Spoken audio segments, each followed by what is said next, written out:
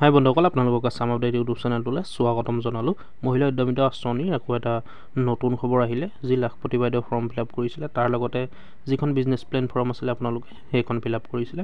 এতিয়া আকৌ নতুন এখন ফৰ্ম আপোনালোকে জমা দিব লাগিব ফিল আপ কৰি। তাৰ লগতে অসম ৰাজ্যিক গ্ৰামীণ জীৱিকা অভিযান বুলি এখন ফৰ্ম আপোনালোকে লগতে ফিল আপ কৰি জমা দিব লাগিব। তেতিয়াহে 10,000 টকাটো লাভ কৰিব আৰু ফৰ্মখন তেতিয়াহে সম্পূৰ্ণ জমা হ'ব। ভিডিঅ'টো চাই থাকিব, আমি সকলোখিনি কথা আলোচনা কৰিম। ভিডিঅ'টো শেষলৈকে চাই থাকিব, তেতিয়াহে বুজি পাব।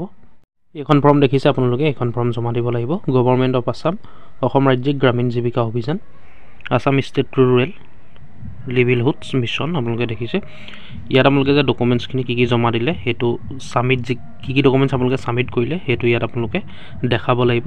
পাৰ্টিকুলাৰ্ছ দেখিছে আপোনালোকে, serial number particulars, submitted yes, not submitted no'.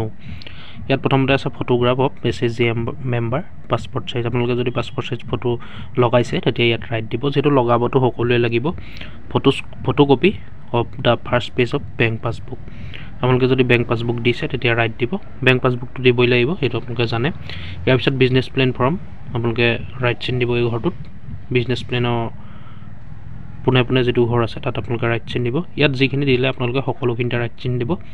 Business type কি দিছে, মেনুফেকচাৰিং নে ট্ৰেডিং নে ছাৰ্ভিচ, এনি আদাৰ।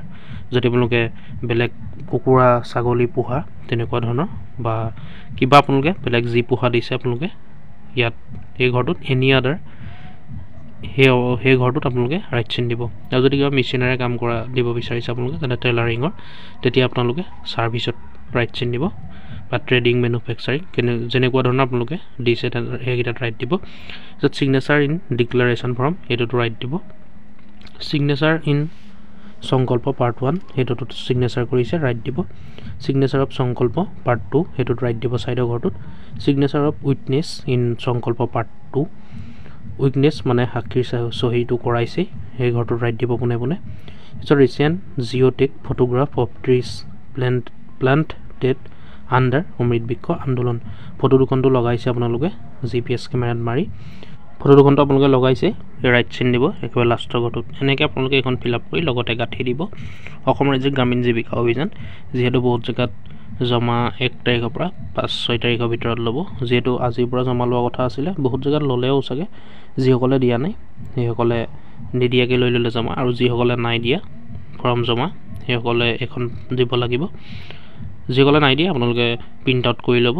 আপোনালোকে নিশ্চয় পাইছে, আৰু আপোনালোকে জীৱিকা সখীসকলৰ লগত কণ্টেক্ট কৰিব যদি নাই পোৱা, আৰু যদি আপোনালোকে বিচাৰি নাপায় ডিছক্ৰিপশ্যনতো পাই যাব, আপোনালোকে তাৰ পৰা ডাউনলোড কৰি ল'ব।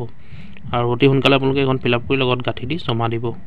গতিকে ভিডিঅ'টো আজি ইমানেই আছিলে, সিমানটোৱে আপোনালোকক ইনফৰ্মেশ্যন দিবলগীয়া আছিলে। ভিডিঅ'টো শ্বেয়াৰ কৰিব যাতে সকলোৱে গম পায়, আৰু ভিডিঅ'টো চাই যদি ভাল পালে লাইক কৰিব। কিবা সুধিবলগীয়া থাকিলে বা কিবা কনফিউজ হৈ থাকিলে আপোনালোকে নিশ্চয় কমেণ্ট কৰিব। ভিডিঅ'টো লাইক কৰিব, লগতে চেনেলটো ছাবস্ক্ৰাইব কৰি ল'ব এনেকুৱা ধৰণৰ আপডেটবোৰ পাই থাকিবলৈ। ধন্যবাদ। জয় আই অসম।